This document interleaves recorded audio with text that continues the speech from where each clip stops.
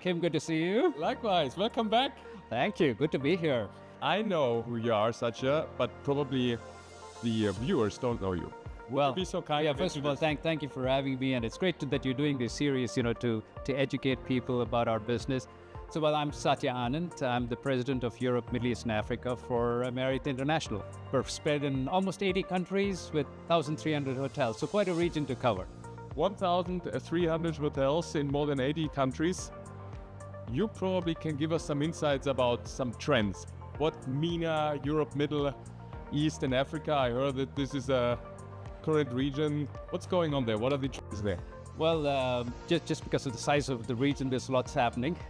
So you can imagine with the geography that we cover. And I always say, these are three distinct regions. It's Europe, Middle East, and Africa. And last year we did a survey of 20,000 respondents. And the idea was to understand what the latest trends are and what are people thinking about when they travel. So this was more on the leisure side rather than the business side. So when we surveyed these 20,000 people, one of the, I'll highlight a few trends that came out of it. One was 80% said they want to travel, which is good news in our business. The second good news was that more than 40% said they would take at least 2 or more trips. Oh, wow. The high net worth individuals, they said they're going to take 8 trips. I don't know where they have the holidays, but they seem to be on the move, which is great news. The other thing that we learned from the survey was some key trends was they're looking for adventure and experiences. So while traditionally holidays were just beach and leisure destinations, they want more things to do. They are becoming more adventurous as they travel. And one of the things that we saw was we introduced the safaris in our portfolio in Kenya. So people love this and they're traveling more and more. And they're experiencing more of these things. The other thing which we also saw was the introduction of AI in planning the trips.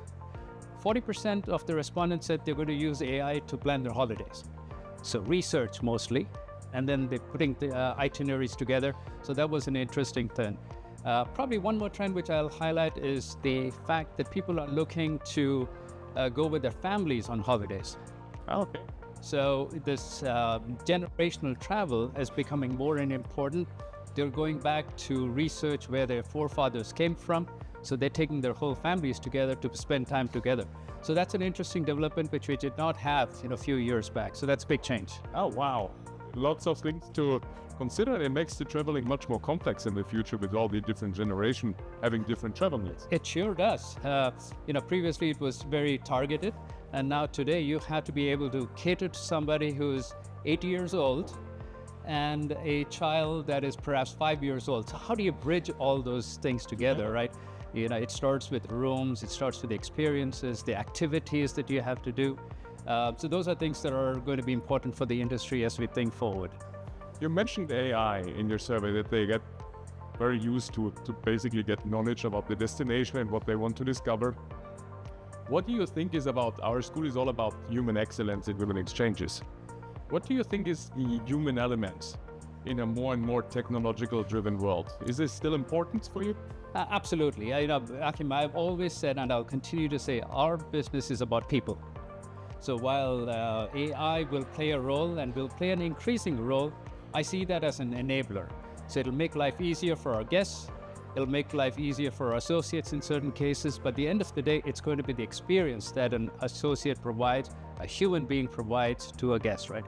And I think that is going to continue, and that'll be all the more important that we continue to ensure that our people understand what hospitality is about, particularly authentic hospitality, right? Mm-hmm. It has to come from the heart.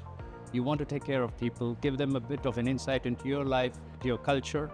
And I think that's where, there's going to be a difference between what AI will do and what humans will do. It's kind of the human and hospitality attitude that we are looking for. Yeah, absolutely. And if you think about now, you've seen in 80 countries a lot of brands, you represent a lot of brands, and you've seen a lot of applicants. We as an educator, what advice do you have for us to better skill the future workforce? What do we need to do in the future as an educator?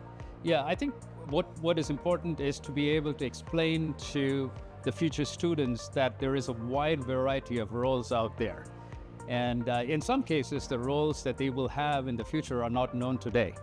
And I think we should, as educators, make sure that they have this intellectual ability to think beyond just one thing for the moment, but to be able to leverage things in the future, right? And I'll give you an example. If I think about the world of digital, 10 years back, they did not exist. I had no idea what digitalization was. And that group of jobs that have come up in the last 5 years is amazing, right? And I know you all do a good job in helping students learn new trends and new areas, but I think that's something that we have to continue to do. But what's important for me as a hotelier is how do you combine that with the true hospitality? Combining those two is critical, and you as educators can build that bridge between what's going to happen in the future, what's the theory, and how do you bring that to life in the hospitality business?